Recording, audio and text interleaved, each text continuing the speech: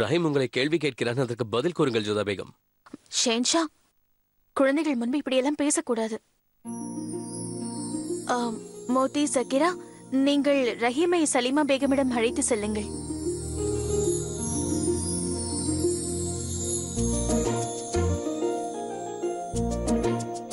ரஹீம் தான் சென்று விட்டானே, இப்போதான் அந்த கேள்விக்கான பதிலை கூறுங்கள். ஷேன்ஷா, நீங்களும் ஏறக்குறைய குழந்தையை போல்தான். இதெல்லாம் தகுமா? குழந்தைகள் முன்பு இவ்வாறு பேசுவது சரியா? ஆனால் நான் எதுவும் கேட்கவில்லையே. கேட்டது ரஹீம் தானே. என் மனதில் இருந்ததை அவன் கேட்டுவிட்டான். அதே போல் இன்று அதிகாலை நான் கண்ட கனவையும் நீங்கள் அறிவீர்கள். ஆகையால் கூறுங்கள். சரி, நான் கேட்ட கேள்விக்கு பதில் கூறுங்கள்.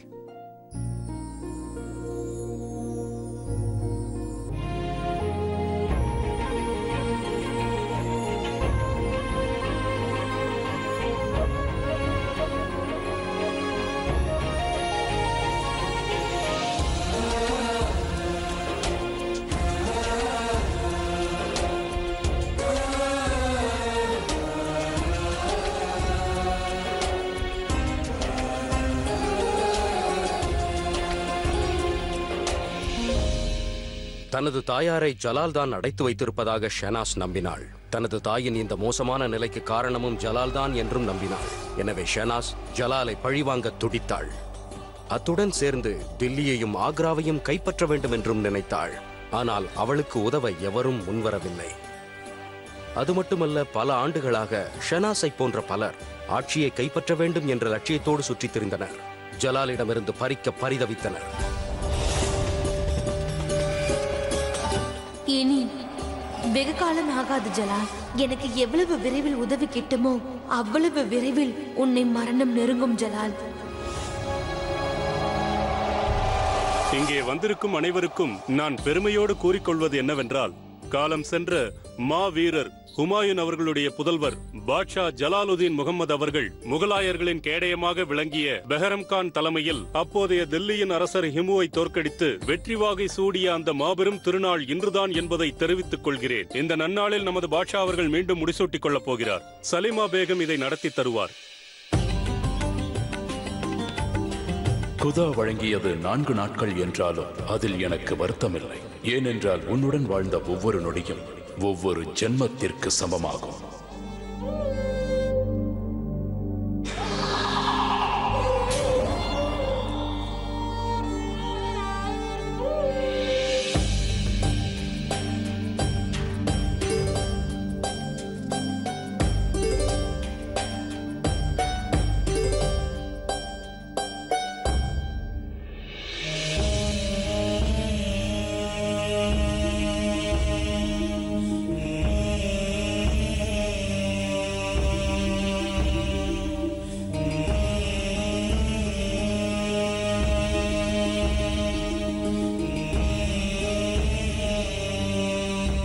சலீமா பேகம், தாங்கள் நிறைவேற்றுங்கள்.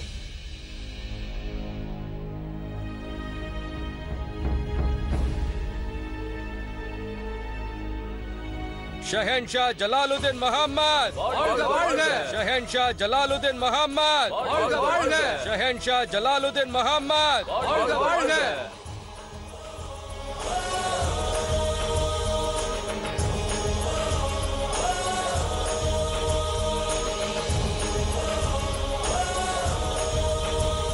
உண்மையில் இன்று மிகவும் மகத்துவம் வாய்ந்த நாள்தான். இருப்பினும் என்னுள் ஒரு வெற்றிடத்தை உணர முடிகிறது. அதற்கு காரணம் கான் பாபா அவர்கள்.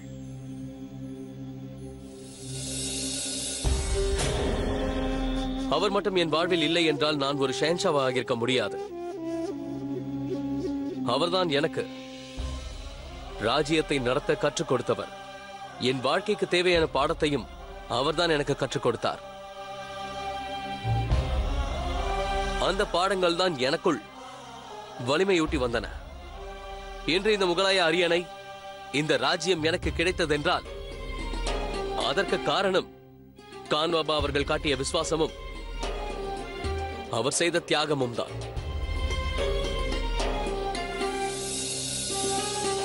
அவர் மட்டும் இப்போது இங்கு உயிரோடு இருந்திருந்தால் அவரது பாதங்களை தொட்டு வணங்கி அவரை ஆற தழுவி முகலாய ராஜ்யமும் முகலாயர்களும் வாழ்வதற்கு காரணம் நீங்கள்தான் என்று அவரிடம் நான் கூறியிருப்பேன்.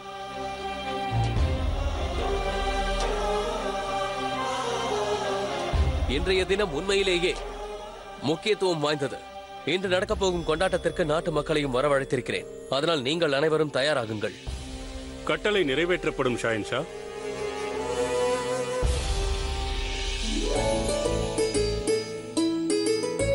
எச்சரிக்கை! ஷஹன்ஷா ஜலாலுதீன் முகமது அவர்கள் வந்து கொண்டிருக்கிறார். ஹுசூர், எங்களுக்கு விடையளியுங்கள்.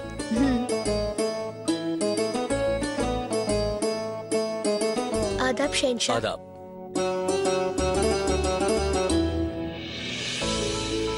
வணக்கம் ஷஹன்ஷா. ஆதாப். மக்களை சந்திப்பதற்கு தாங்கள் தயாராகி விட்டீர்கள்? தயாராவதென்றால் என்னவென்பதை தாங்கள் தானே எனக்கு விளக்குகிறீர்கள் ஜோதா பேகம். எனக்கு என்ன தோன்றுகிறது என்றால், நமக்கிடையே வளர்ந்து கொண்டிருக்கும் இந்த காதலை போல் தங்களுடைய அழகும் கூடிக்கொண்டே செல்கிறது. திடீரென்று இப்படி என்னை பாராட்டுவது எதற்காக? மன்னித்து விடுங்கள் ஜோதா பேகம், நான் பொய்யுரைக்கவில்லை. நான் என்ன கூறுகிறேன் என்றால், இன்று நான் பிரஜைகளை சந்திக்கும் போது நீங்களும் என் அருகே இருக்க வேண்டும் என்று விரும்புகிறேன். தங்களுடைய விண்ணப்பம் என்னை கௌரவப்படுத்தியுள்ளது. நிச்சயமாக நான் உங்களோடு வருகிறேன். ஆனால் அதற்கு ஒரு நிபந்தனை இருக்கிறது. அது வழக்கம் தானே. போகட்டும், சரி கூறுங்கள். ஷஹன்ஷா, தங்களுக்கு 3 முக்கிய பேகங்கள் உள்ளார்கள். நான் விரும்புவது என்னவென்றால், இனி அவர்களை அடைமொழியோடு அழைக்க கூடாது.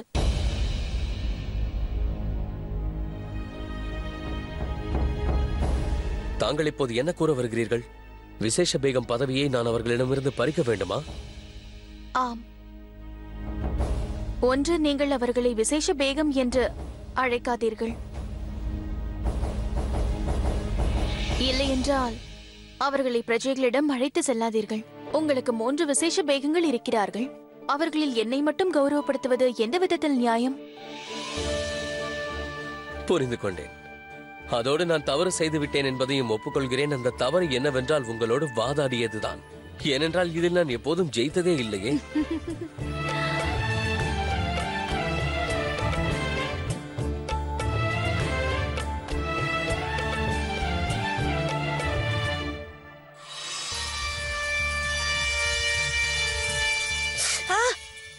மெதுவாக சிகையை நன்கு அலங்காரம் செய். என்ன செய்கிறீர்கள் நீங்கள்? சரியாக வேலை செய்ய தெரியாது உங்களுக்கு? ஆதாப். ஆதாப் சலிமா பேகம். சுபான் அல்லா, விசேஷ பேகம் தயாராகிவிட்டார். நீங்கள் மிக அழகாக இருக்கிறீர்கள். நிச்சயமாக சலிமா பேகம். ஷெஹன்ஷாவுடன் மக்கள் முன்பு செல்லும் பொழுது அழகாக செல்ல வேண்டியது அவசியம் அல்லவா, இல்லையா? சரிதான். நாம் இப்பொழுது புறப்படுவோம். விசேஷ பேகமாகிய நம் மூவரையும் ஷாஹின்ஷா அழைத்திருக்கிறார். நிச்சயமாக. நான், தாங்கள், ஜோதா பேகம்.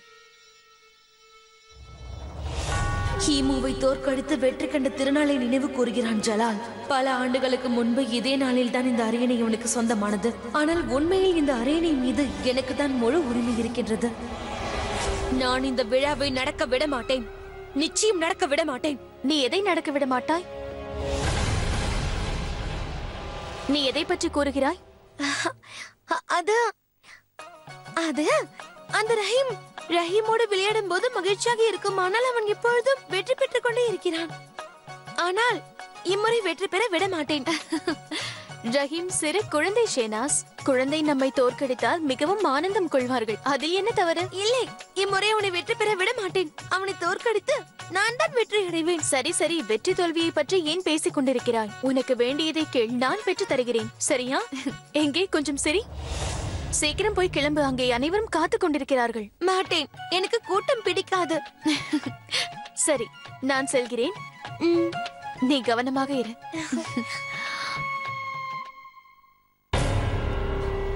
நான் அனுப்பிய செய்தி மிக விரைவிலேயே எனக்கு உதவி செய்பவர்களிடம் சேரட்டும். அதன் பிறகு எனக்கு உரிமை உள்ள விஷயங்களை நான் நிச்சயம் எனக்கு சொந்தமாக்கிக் கொள்வேன்.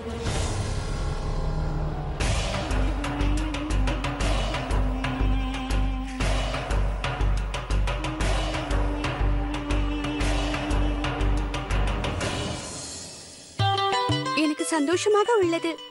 நீங்களும் மாமாவும் சேர்ந்திருப்பதை பார்க்கும் பொழுது, நீங்கள் இருவரும் மக்களை சந்திக்க போகிறீர்கள் என்று நினைக்கும் பொழுது மகிழ்ச்சியாக இருக்கிறது. ஆம் சிவானி.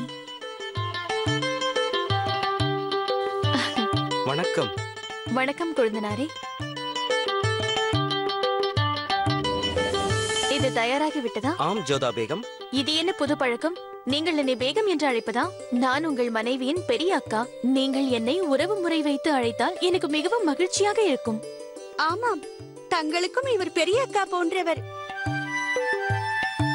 தாங்கள் இவரை அண்ணி என்றே அழைக்கலாம். நினைவில் வைத்துக் கொள்கிறேன் அண்ணியாரே. இதை பார்க்க விரும்புகிறீர்களா? நிச்சயமாக கொழுந்தனாரே. எச்சரிக்கை! ஷகன்ஷா ஜலாலுதீன் முகமது அவர்கள் வந்து கொண்டிருக்கிறார்.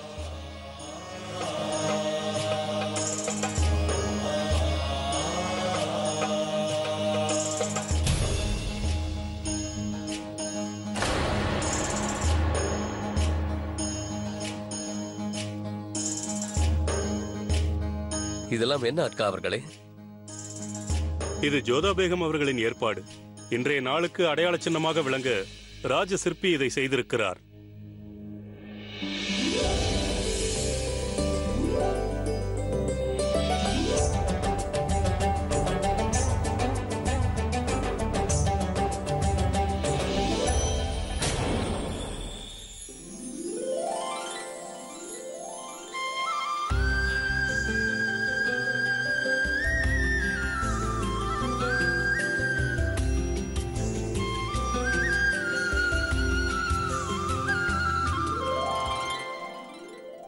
நீங்கள் இவ்வளவு பிரம்மாண்டமாக யோசிப்பீர்கள் என்று நான் கற்பனையில் கூட யோசித்து பார்க்கவில்லை. ஆனால் ஒன்றை மட்டும் கூற வேண்டும்,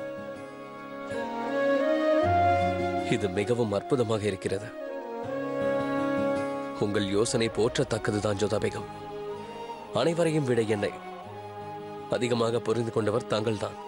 நீங்கள் ஒரு ஷேன்ஷாவாக உங்கள் கடமையை இவ்வளவு சிறப்பாக ஆற்றும் பொழுது ஒரு மனைவியாக உங்களுடைய மனதை புரிந்து கொள்வது என்னுடைய கடமை அல்லவா ஷேன்ஷா? நான் ஒவ்வொரு முறையும் மறந்து விடுகிறேன் தங்களிடம் வாதாடி ஜெயிக்க முடியாது என்பதை. வாருங்கள்.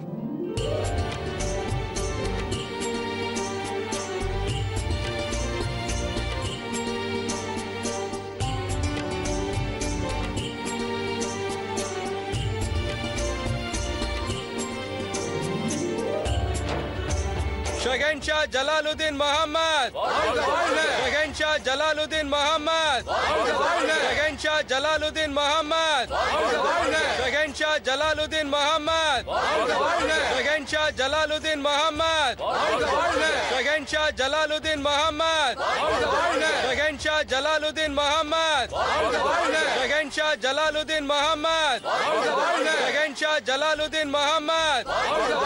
ஷகன்ஷா ஜலாலுதீன் முகமது. ஷகன்ஷா ஜலாலுதீன் முகமது. ஷகன்ஷா ஜலாலுதீன் முகமது. ஷகன்ஷா ஜலாலுதீன் முகமது. ஷகன்ஷா ஜலாலுதீன் முகமது. இன்று மகத்துவம் வாய்ந்த முக்கியமான நன்னாளாகும். ஏனென்றால் இந்த நாளில்தான் நான் ஹீமுவை தோற்கடித்து தில்லியையும் ஆக்ராவையும் நான் கைப்பற்றினேன். அப்போதுதான் உங்களுடைய ஷேன்ஷாவாக அந்த பொறுப்பையும் நான் ஏற்றுக்கொண்டேன். இன்று அந்த மகத்துவமான நாளை நினைவு கூர்ந்து என் கடமையை நான் சரியாக செய்வேன் என்று என் நாட்டு மக்களான உங்களுக்கு நான் வாக்களிக்கின்றேன். அக்கா அவர்களே, நாணயத்தை அறிமுகப்படுத்துங்கள்.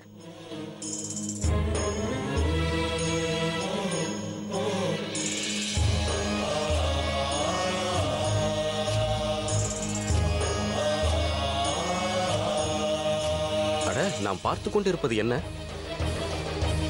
இறுதியில் ஷெகன்ஷா நினைத்ததை செய்துவிட்டார். இந்து பெயர் கொண்ட நாணயத்தை நாம் வாங்குவதா? இது மத துரோகம்.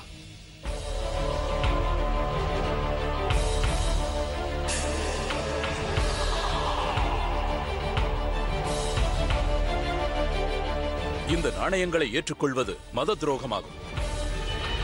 என்ன கூறினீர்கள்? ஷஹன்ஷா எடுத்த முடிவை தவறென்று கூறுவதற்கு உங்களுக்கு எவ்வளவு தைரியம்? பொறுமையில் அக்கா அவர்களே, இதில் மௌல்வி அவர்களின் அதிருப்தி எதுவென்று நான் தெரிந்து கொள்ள விரும்புகிறேன்.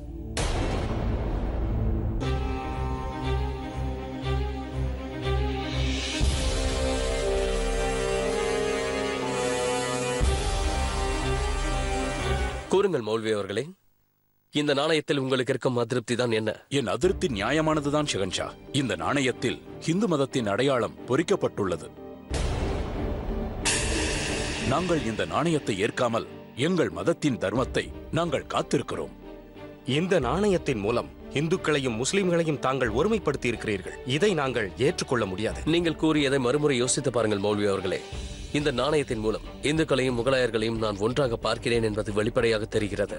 நாம் எந்த பெயரை கொண்டு அழைத்தாலும் அல்லாவும் ஹரியும் நாணயத்தின் இரு பக்கங்கள் போன்றோரே என்பது என் கருத்து. நாங்கள் இந்துக்கள் அடையாளம் பொறிக்கப்பட்ட நாணயங்களை ஏற்றுக்கொள்ளவே முடியாது. மௌல்வி அவர்களே, நான் என்ன விரும்புகிறேன் என்றால், நாணயத்தின் மறுபக்கத்தை தயவு செய்து படியுங்கள். 786, அதாவது பிஸ்மில்லா ரஹ்மான் ரஹீம். அதாவது இந்த நாணயத்தை நீங்கள் ஏற்காமல் அந்த அல்லாவையே நீங்கள் மறுக்கிறீர்கள் அல்லவா? மௌல்வி அவர்களே, நீர், நிலம், காற்று என்பதெல்லாம் அல்லாஹ் அளித்தது. நீங்கள் எந்த காற்றை சுவாசிக்கிறீர்களோ இந்துக்களும் அதே காற்றை தான் சுவாசிக்கிறார்கள். சூரிய கதிர் எவ்வாறு நம் மீது விழுகின்றதோ அதே கதிர்கள் தான் இந்துக்களின் மீதும் விழுகின்றன. எந்த நதியின் நீரை நாம் பருகுகிறோமோ அதே நீரைத்தான் அவர்களும் பருகுகிறார்கள்.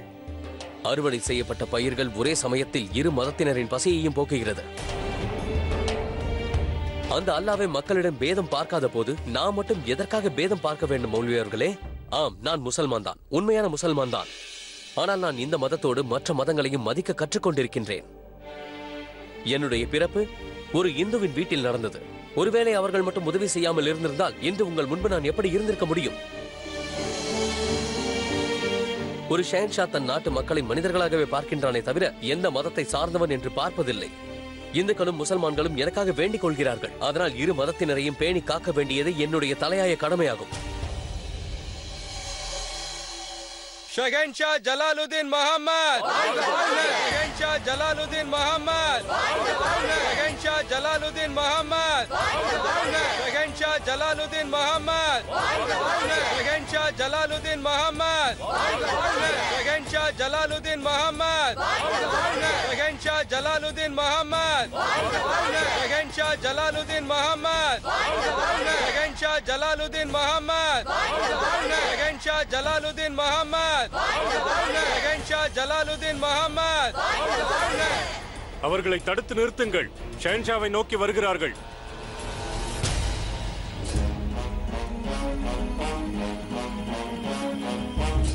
பார்த்தீர்களா ஹுசூர்? இந்துக்களில் ஒருவரை உங்களை ஏற்க மறுக்கிறார். உங்களை தாக்குவதற்கு அவர்கள் முன்னோக்கி வந்து கொண்டிருக்கின்றனர். அவரை வரச் சொல்லுங்கள்.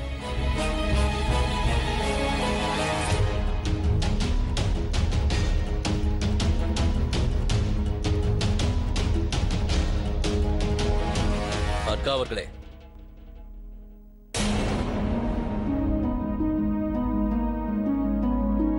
அக்பர்,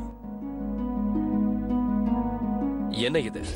ஹுசூர், நாங்கள் அனைவரும் சேர்ந்து தங்களுக்கு ஒரு பட்டம் அளிக்கிறோம். அக்பர்.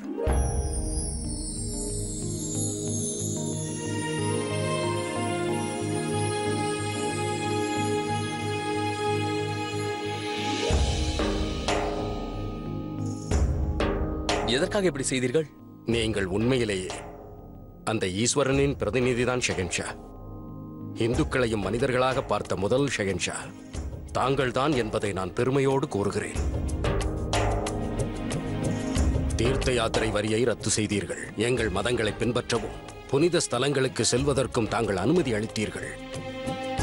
எங்கள் அனைவரின் ஆன்மாவும் தங்களை ஆசீர்வதித்துக் கொண்டே இருக்கும். எங்களுக்கு தெரிந்த வரையில் அக்பர் என்றால் அல்லாவைப் போல் உலகில் மிகச்சிறந்தவன் என்று பொருள். ஆகையால் நாங்கள் அனைவரும் இன்று முதல் உங்களை ஷெஹன்ஷா ஜலாலுதீன் முகமது அக்பர் என்று அழைக்கப் போகிறோம். ஷெஹன்ஷா ஜலாலுதீன் முகமது அக்பர், ஷெஹன்ஷா ஜலாலுதீன் முகமது அக்பர், ஷெஹன்ஷா ஜலாலுதீன் முகமது அக்பர், ஷெஹன்ஷா ஜலாலுதீன் முகமது அக்பர். நீங்கள் எனக்கு பட்டம் சூட்டவில்லை, மிகப்பெரிய பொறுப்பை கொடுத்திருக்கிறீர்கள். உங்கள் அனைவரின் நம்பிக்கையை காப்பாற்ற நான் முழு மூச்சோடு போராடுவேன். ஷெஹன்ஷா ஜலாலுதீன் முகமது அக்பர், ஷெஹன்ஷா ஜலாலுதீன் முகமது அக்பர். தங்களுடைய பிடிவாதம் எப்போதும் என்னை ஆட்டி படைத்து வந்தது. நீங்கள் என் பெயரை கூற வேண்டும் என்று பலமுறை நான் தவித்திருக்கிறேன். ஆனால் தாங்கள் ஒரு முறை கூட என் பெயரை கூறி அழைத்ததில்லை. நான் எப்பொழுதும் தங்களை ஷேன்ஷாவென்றே அழைத்தேன். உங்கள் பெயரை சொல்லி அழைத்ததில்லை. அது என்னவென்றே தெரியவில்லை. அக்பர் என்ற இந்த பெயரை நான் உச்சரித்து விட்டேன். என்னுடைய இதயம் தங்களை எந்த அளவிற்கு காதலிக்கிறது என்று தங்களுக்கு தெரியாது ஷேன்ஷா. நீங்கள்தான் என்னுடைய அக்பர்.